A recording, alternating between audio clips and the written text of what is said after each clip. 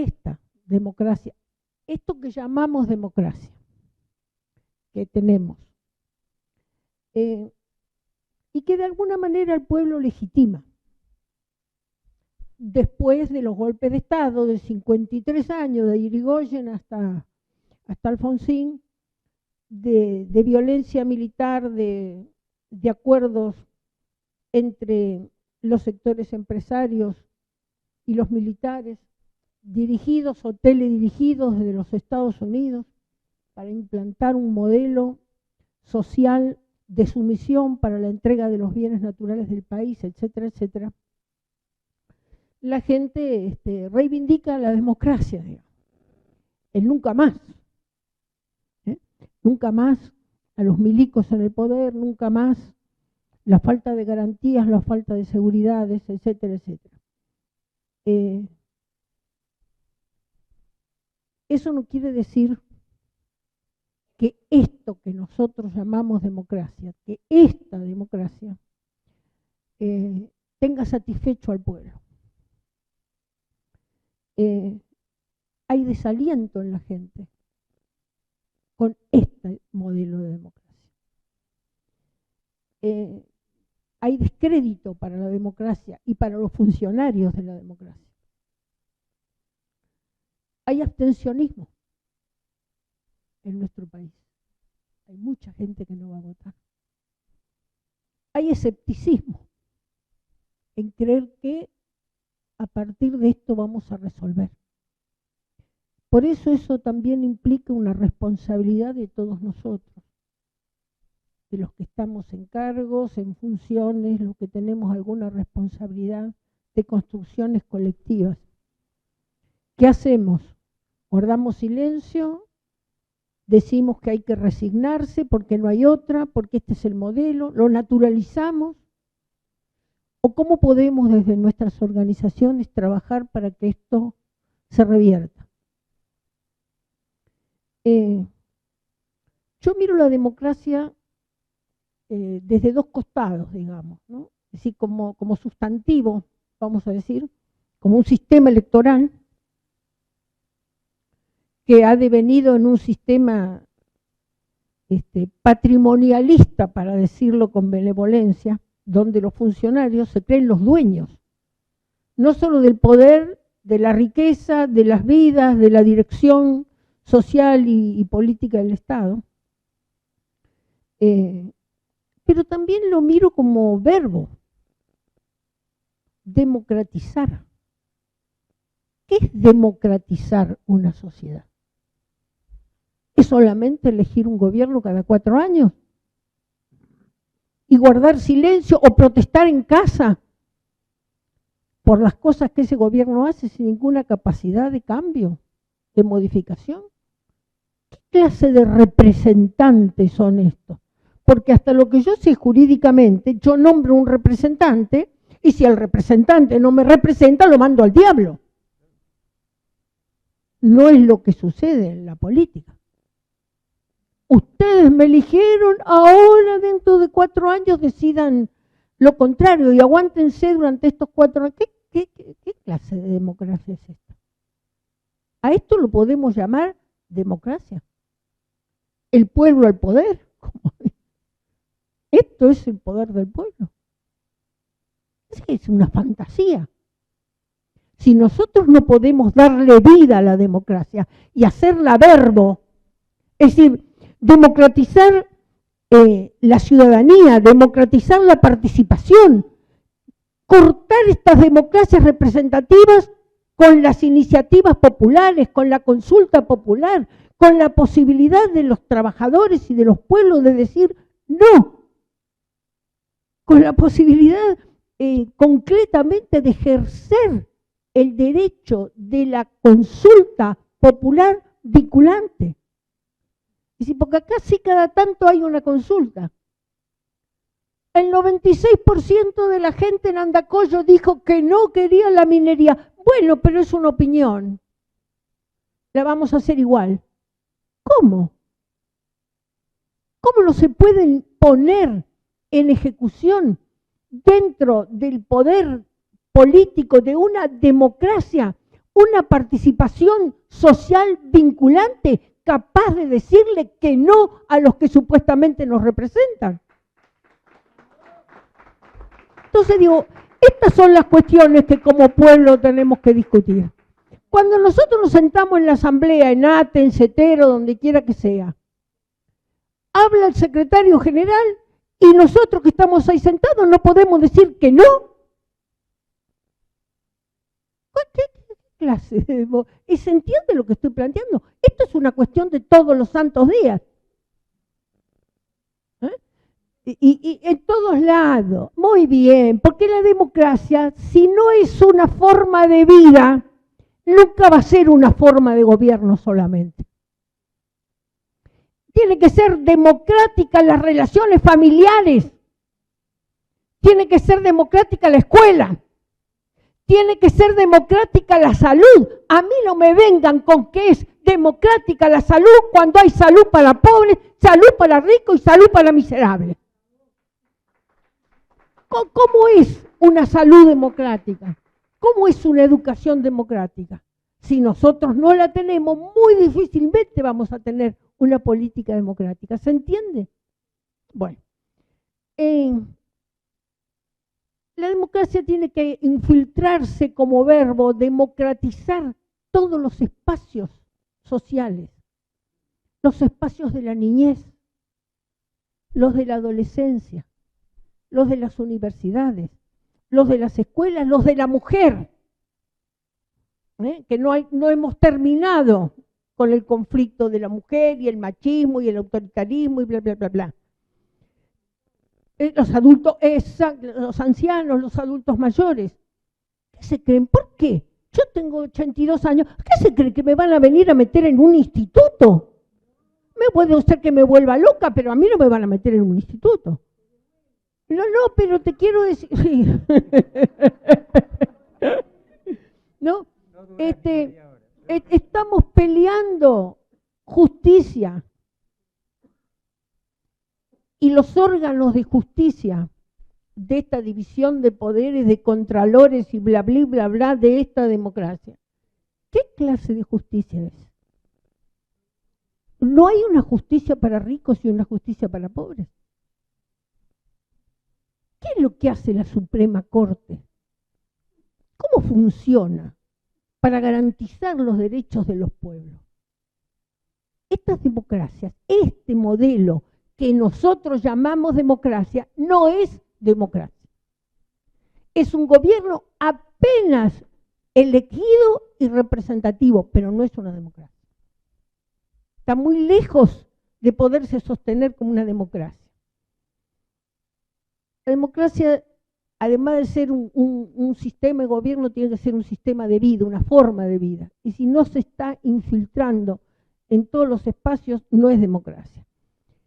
Creo que ahí es donde nosotros, como sindicato, como organización social, como docentes, como trabajadores, tenemos que revisar nuestro rol ahí.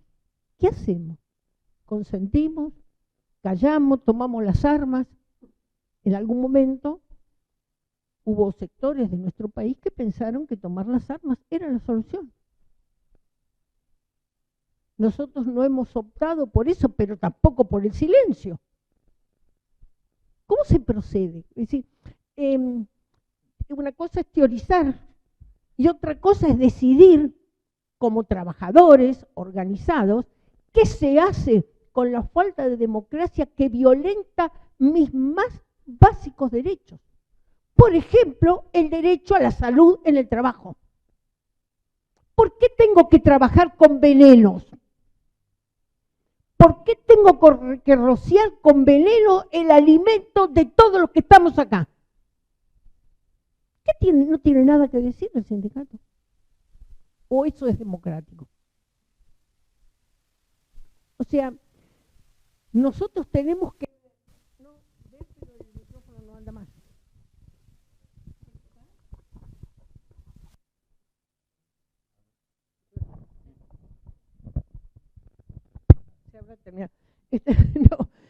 Nosotros tenemos que ver, o sea, no quiero un rol pasivo de todos nosotros.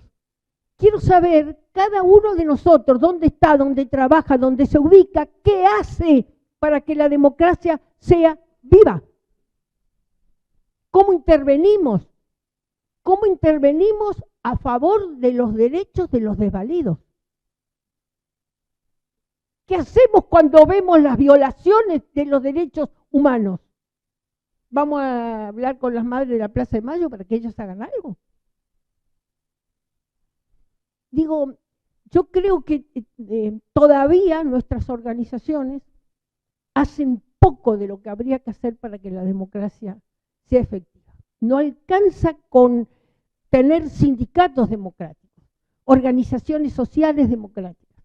Hay que avanzar hacia la construcción y desde nosotros, con la legitimidad que nosotros tenemos como trabajadores, como personas del pueblo, hay un rol que tenemos que cumplir. No digo cuál es, digo, es un rol que tenemos que discutir y ver qué hacemos entre todos para que la democracia deje de ser una ficción. ¿Qué es lo que es, no es cierto? Digo, bueno, uno de los caminos sí es no naturalizar la injusticia porque, digamos, es parte de la resistencia, la construcción de resistencias sociales, ¿no? Pero en un país que tiene 22 millones de personas por debajo de la línea de pobreza,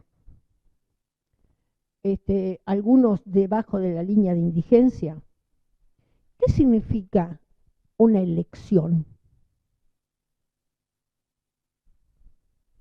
¿Saben qué es? Es un simulacro. Con una elección, la mitad de las veces de resultado amañado, que lo único que intenta es hacernos creer a todos que eso es democracia. Llevar a los pobres a votar, que no puedan comer, que no puedan educar a sus hijos, que no puedan gozar de ninguna de sus libertades como cualquier ciudadano. Pero votan, entonces estamos en democracia. Así que nosotros mismos hemos aceptado una funcionalidad perversa de la democracia, acotada, limitada al uso de las personas para legitimar la idea de que existe una democracia, ¿no? Bueno, aún con todo nuestro pueblo dirá, sigo prefiriendo la democracia amañada a la dictadura militar, ¿no? No es como la imaginamos, no es como nos gusta, pero además no es como nosotros sabemos que puede ser. Nosotros sabemos que la democracia puede ser distinta, que se puede construir de otro modo. Y en esto, ahí es donde toco la campanita para que reaccionemos, ¿no?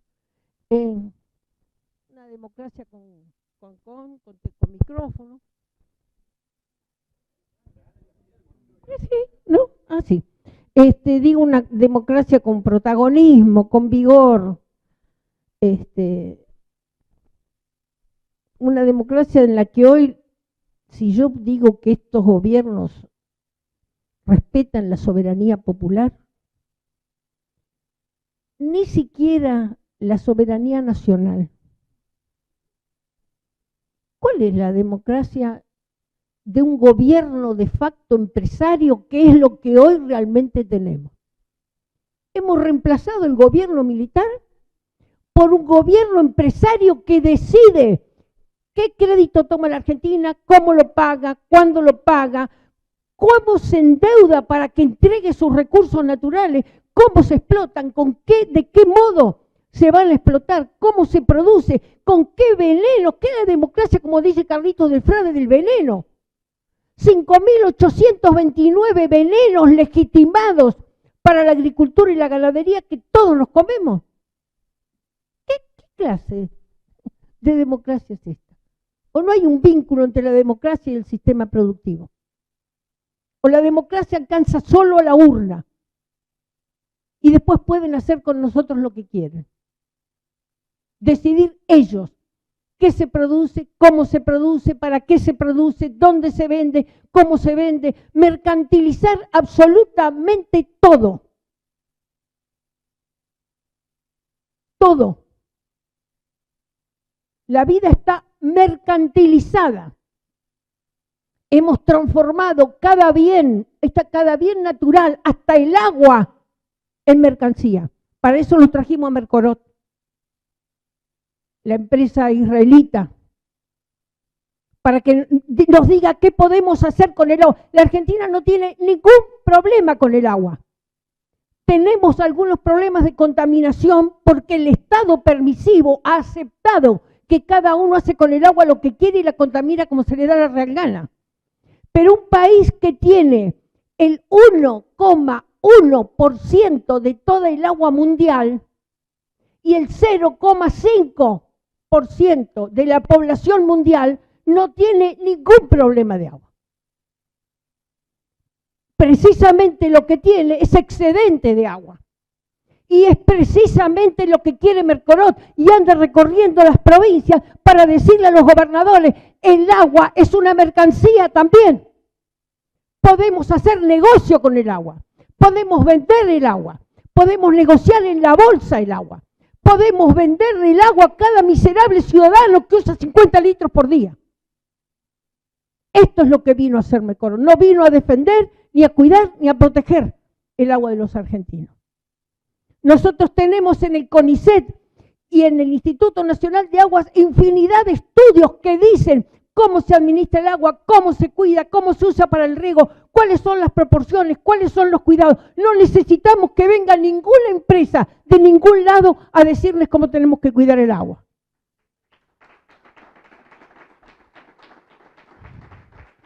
Y en esto voy a hacer un paréntesis chiquito, para no ser tan mala. No, quiero hablar de la responsabilidad de los medios de comunicación, en el ocultamiento de la verdad, en no plantear las cosas a fondo. ¿Dónde se ha visto que un país que tiene los problemas que tiene la República Argentina de toda naturaleza, tenga en la tapa de los diarios el precio que cuesta la transferencia de un futbolista? Por favor. ¿Cómo podemos ser tan triviales? ¿Cómo podemos utilizar los medios de un modo de enajenación tan grande que la gente no sabe, no tiene la menor idea de cuál es la realidad? Entonces, en esto hay una responsabilidad grande del gobierno nacional, de todos, no de de todos. Nunca crearon un centro de investigación y de información pública. No lo hicieron. Escribieron una ley, pero no la pusieron en práctica. Cada tanto sale el presidente o la vicepresidenta o cualquier otro a desmentir los infundios y las mentiras del enemigo. Déjense de desmentir estupideces políticas y vayan a decirle al pueblo la verdad de lo que le está pasando. La verdad del exterminio de sus bienes naturales, del colapso ecológico que estamos viviendo, de la proximidad del aumento de temperatura, de la falta de agua, del exceso de agua, de las inundaciones. La Argentina es el país número 1 en la conflictividad por las inundaciones. ¿Y por qué es? A ver si ahora llueve más en la Argentina que en el resto del mundo. Tiene que ver con los desmontes, tiene que ver con el sistema productivo, tiene que ver con la tolerancia del gobierno al saqueo de las riquezas naturales. De eso no se habla. A ver, ¿en qué diario, en qué revista, en qué medio de comunicación lo han visto? Y eso es lo que nos tiene a nosotros en vilo. No el precio de un jugador, lo que nos tiene en la situación en la que estamos. Ahora, sí, ya sé, ahora algún compañero va a decir, pero nosotros desde la CTA tenemos nuestros diaritos que están. Lo agarré para esto. Fantástico. Esto es, a ver si es un alivio para el alma. Es una alegría. Es una forma de salir de acá y decir, ¿viste cómo lo vieron el tema? ¿Viste cómo lo analizaron? Ahora esto tiene que competir con los misiles que nos tiran los medios de comunicación. Son directamente misiles. Es decir, han logrado el uso de los drones, han capturado el teléfono. Algunos de ustedes creen que su teléfono es su herramienta, pero su teléfono es el instrumento de seguimiento de la conducta de todos ustedes. Y resulta que después, ustedes estuvieron buscando un repuesto del auto, casualmente después le aparece la propaganda de ese repuesto del auto en el teléfono. Nos espían, nos controlan. Las tecnologías sirven para el control social. Nosotros no controlamos las tecnologías. Entonces digo, teniendo en cuenta estas limitaciones graves que tenemos, la democracia se pone cada vez más frágil. Si nosotros no hacemos un esfuerzo para salir de estos controles y de estas formas, ¿no? Ahí estaba leyendo, con mucho odio lo debo confesar. No, sí, las declaraciones de la Laura Richardson, la generala, la jefa del Cono Sur, del ejército norteamericano, diciendo que América Latina es muy importante para los Estados Unidos. Sí, porque América Latina tiene tierras raras, tiene litio, tiene petróleo, está repleta de bienes naturales, y ahora los salvajes sinvergüenzas de los chinos se vienen a América Latina a competir contra la hegemonía que los Estados Unidos construyó con tanto esfuerzo para defender la democracia, claro. Lo dijo así como yo lo estoy diciendo. Y diciendo que no habló de patio trasero, no usó esa expresión, pero dijo que Estados Unidos no se podía descuidar y tenía que cuidar las democracias en América Latina, así como ellos por suerte la cuidan, ¿no? Y lo que es peor, porque lo de ella yo qué me puedo imaginar, qué puedo pensar que los Estados Unidos van a hacer con nuestras democracias, pero lo que es peor son las declaraciones del jefe del ejército, nuestro, Paleo se llama el desgraciado. ¿Qué dijo? ¿Qué va a hacer? Van a ser 8 brigadas del ejército para intervenir en cada uno de los emprendimientos de las empresas transnacionales que tienen algún conato de resistencia popular. Ahí donde haya una minería, ahí donde se decidió hacer la explotación del petróleo en el Atlántico Sur, ahí donde se decide y se generan el fracking. Bueno, digo, el ejército nuestro que decide hacer 8 comandos para ir a instalarse ahí, y voy a leer porque yo digo, hay días que me... Dice que en realidad el concepto anterior que tenía el ejército de territorio era el concepto de Napoleón. El territorio es esto, estos son los límites, ¿no? Pero no, ahora no es así.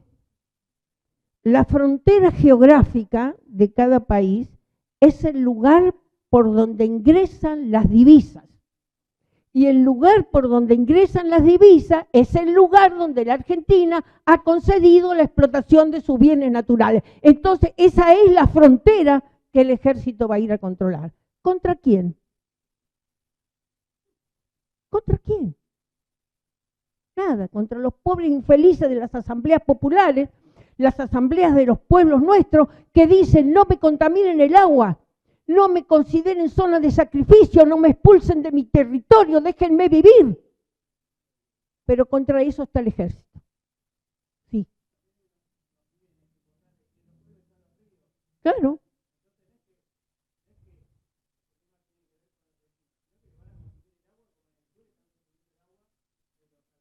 Pero es que ya alambraron las nacientes del río Chubut para explotarlas ellos como quieren. Se han apropiado de los glaciares que son la fuente de los ríos. Por supuesto que incluyen eso. Y como hay resistencia social, ahí va el ejército a garantizar la frontera por donde ingresan las divisas. ¿Para qué? El ejército dice que para el desarrollo. Yo digo que para pagar la deuda externa, que nunca la revisaron, que es ilegal, que es ilegítima, que está llena de corrupción, que el gobierno decidió la estatización de las deudas privadas y para eso metemos el ejército. Para que el pueblo ni siquiera... Estas son las democracias nuestras.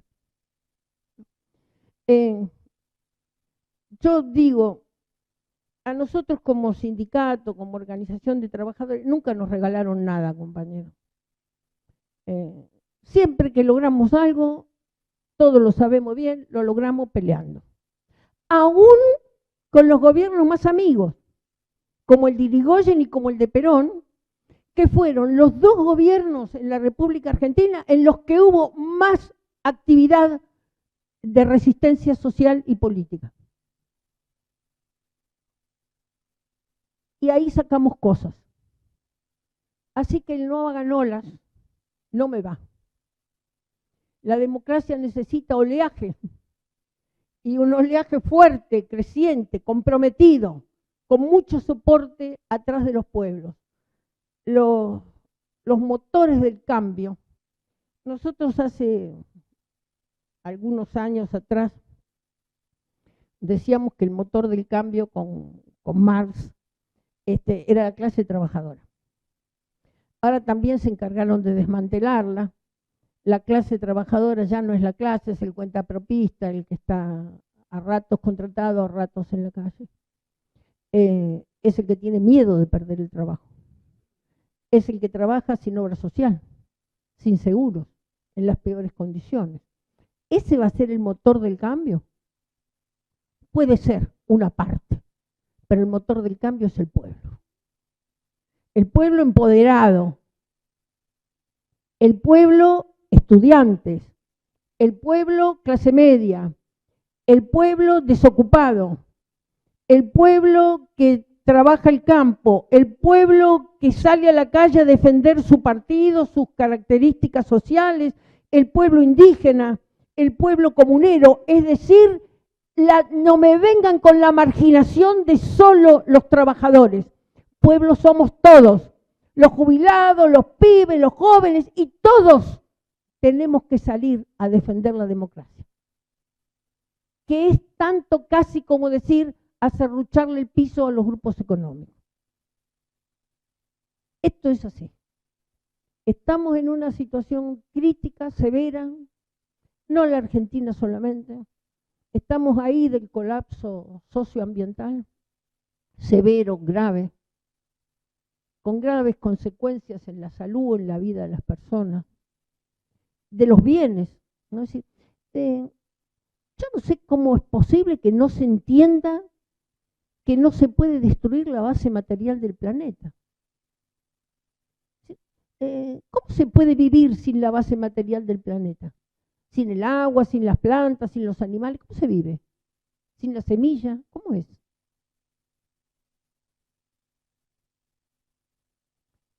A no ser que el objetivo sea otro. Es decir, yo lo estoy viendo cada vez, desgraciadamente, más, tal vez eliminar un par de miles de millones de consumidores inútiles que no producen nada, no sería una mala idea. Si se mueren de sed, si se mueren de hambre o de lo que sea, ahí está. Por lo que sea, por COVID o por lo que sea. Sí, todo puede venir bien. No podemos dejar de pensar en la perversidad, desgraciadamente. No porque nosotros seamos solidarios, compañeros, buena gente, el resto es así.